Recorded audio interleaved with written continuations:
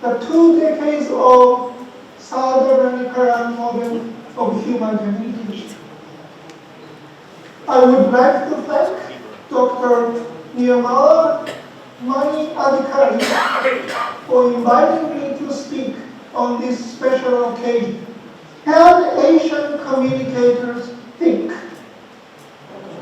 Asian-centricity as a paradigm for decolonizing the Asian mind. More than 25 years ago, Kishore Navabani wrote a provocative article, Can Asians Think?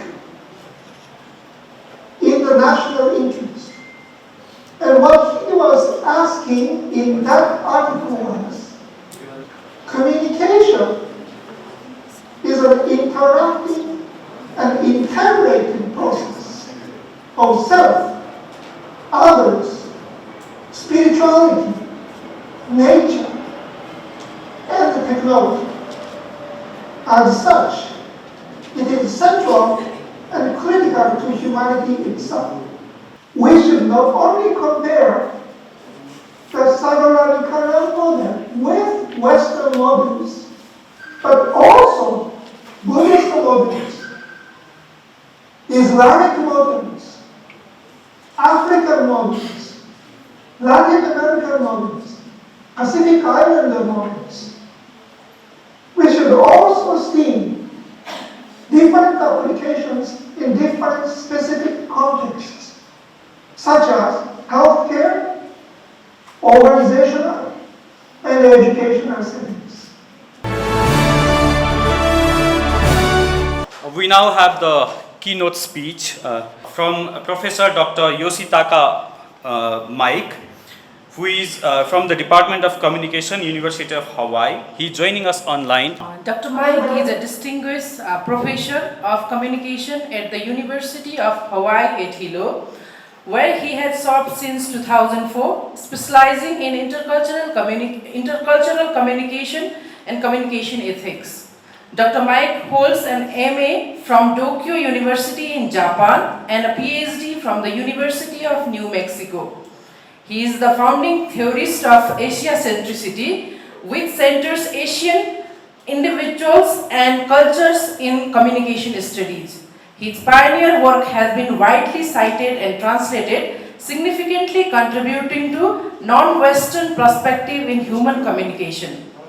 Dr. Miike has co-edited influential works such as the Handbook of Global Intervention in Communication Theory and served in the leadership role within the National Communication Association. Dr. Miike is the founder of Asia-centricity in communication. It was his invitation to Dr. Adhikari to publish his article, Sansar Yoga, in China Media Research. That is the first internationally published article which has received a massive international publicity.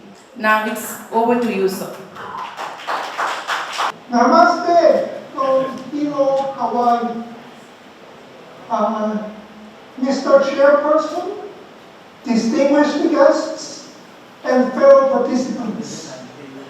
It is my great pleasure and a rare privilege to join you in celebrating the 2 decades of Sadharanikaran model of human communication. I would like to thank Dr. Nirmala Mani Adhikari for inviting me to speak on this special occasion.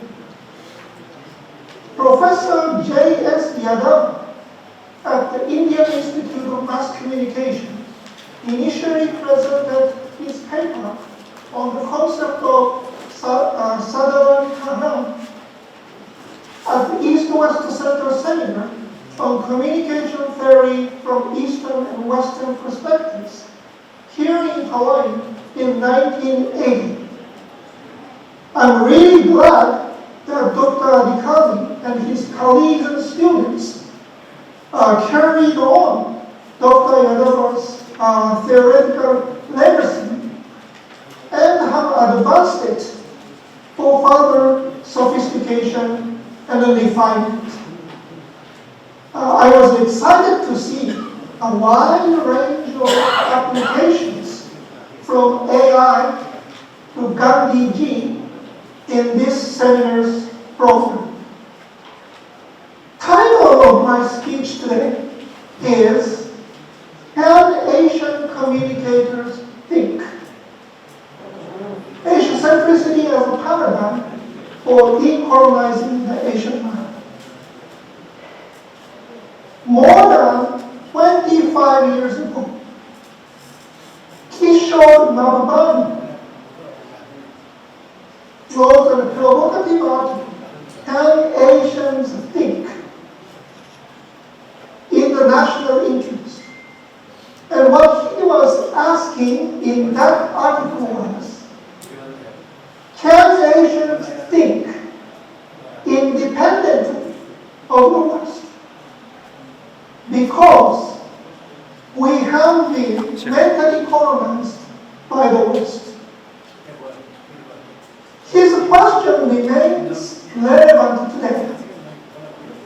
As Dr. Ziauddin Sardar correctly pointed out, as long as we let the West define our future, we will never catch up with the West.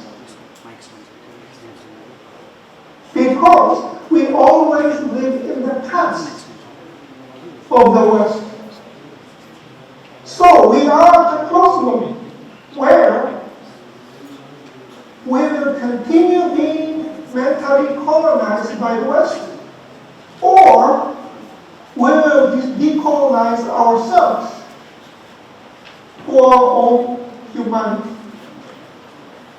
Communication is an interactive and integrated process of self, others, spirituality, nature, and technology.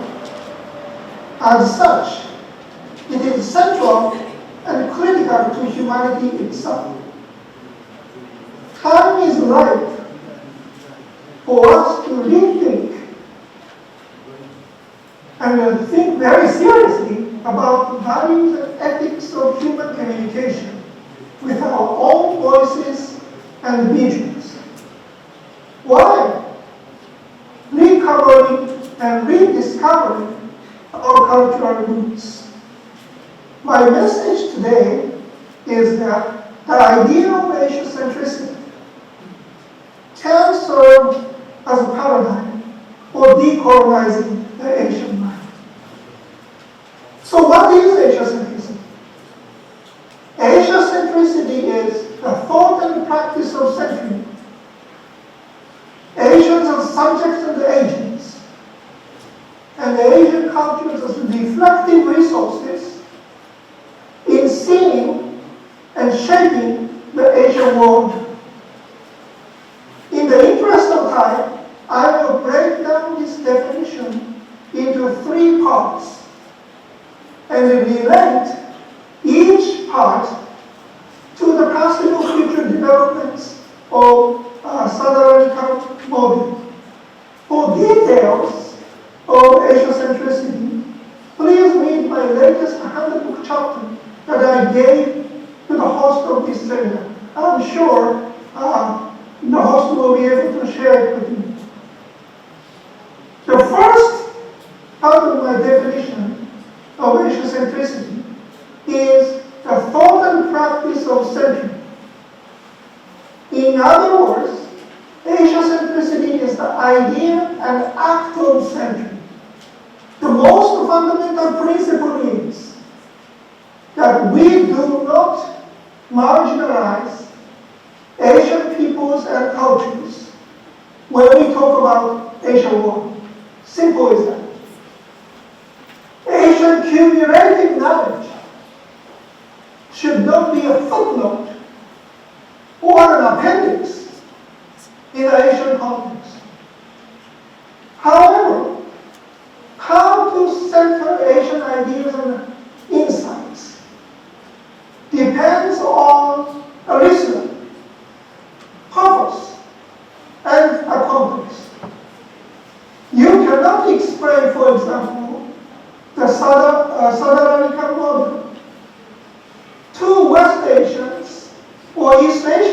me in exactly the same way as you do to South Asians, like you, for mutual understanding and dialogue.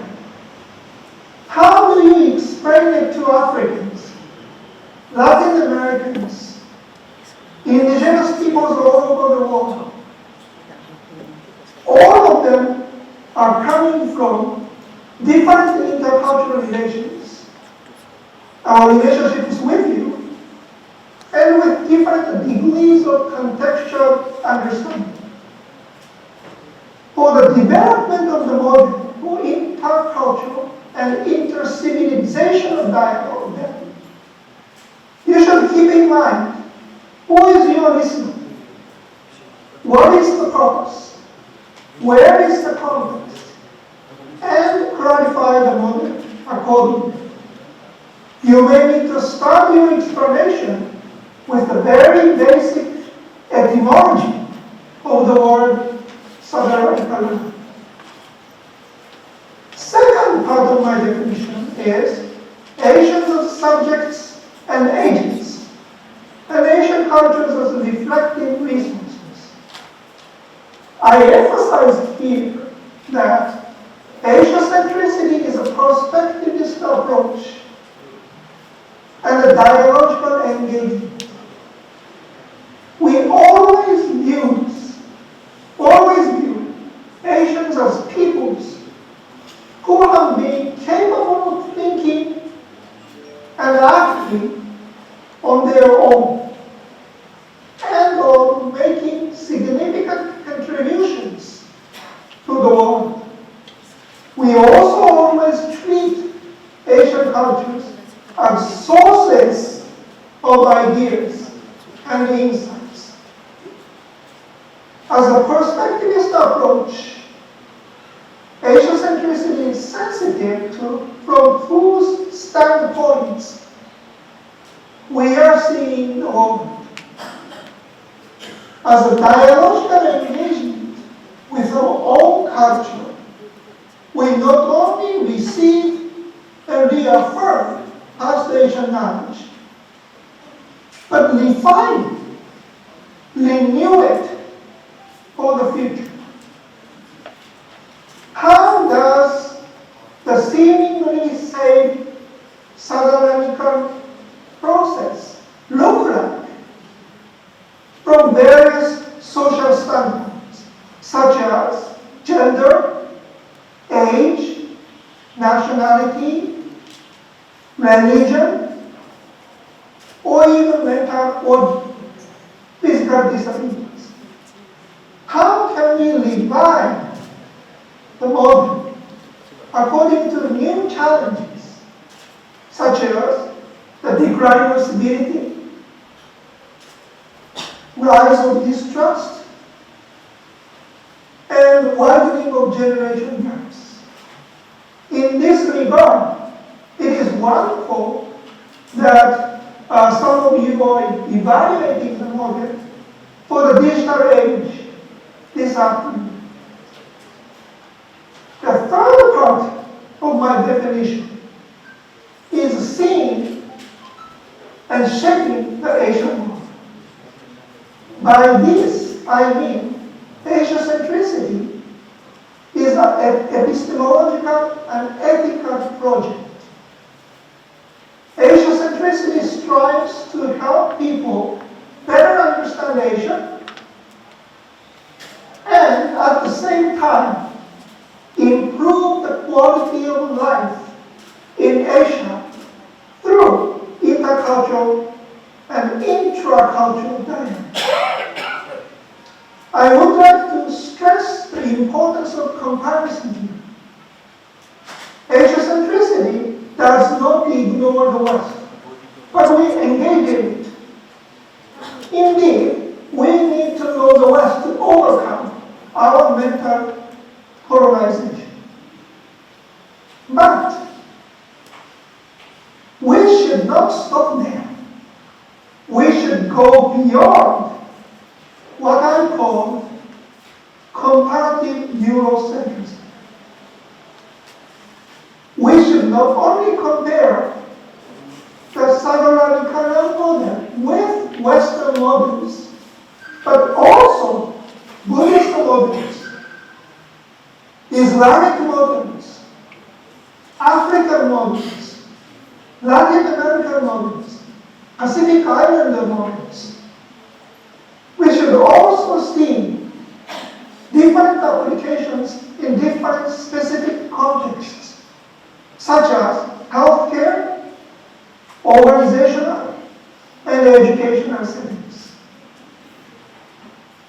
In essence, Asia-centricity is the idea of inwardly being deep, outwardly being open. In order to practice Asia-centricity or any other culture-centric approach, we need to know our own culture, have the mindset of embracing the best of our culture, and learn how to talk about our culture in relation to another culture, for intercultural equality and mutuality. We know we can either embrace or suppress our culture. And suppression is not working for healthy identity. Moreover, by embracing all our cultures, we will achieve a balanced approach to 5 fundamental themes of humanity, namely individual liberty, social equality, civil order, benevolent community, and sacred art. I hope you will think seriously and critically about communication as the process of sharing our humanity through the Sadharanikaran model, and have fruitful conversations on how we should relate to one another. Nature, divine, during the rest of this seminar. As Dr. Everett M. Rogers, one of my treasured mentors at the University of New Mexico, reminded us, in the Eurocentric paradigm of modernization, cultural richness was not defined as development. It could not be measured in dollars and cents.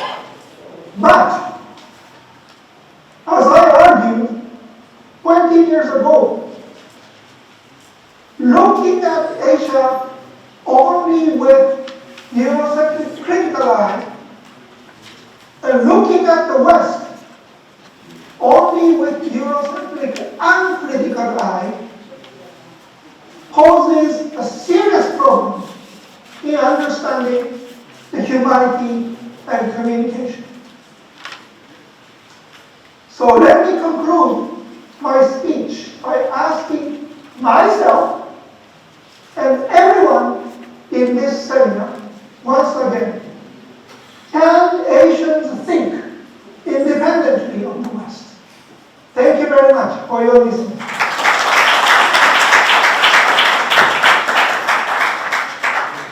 Thank you, Professor Miike, for enlightening us on the various epistemological dimensions of Asia-centricity and linking it with the Sadharanikaran model.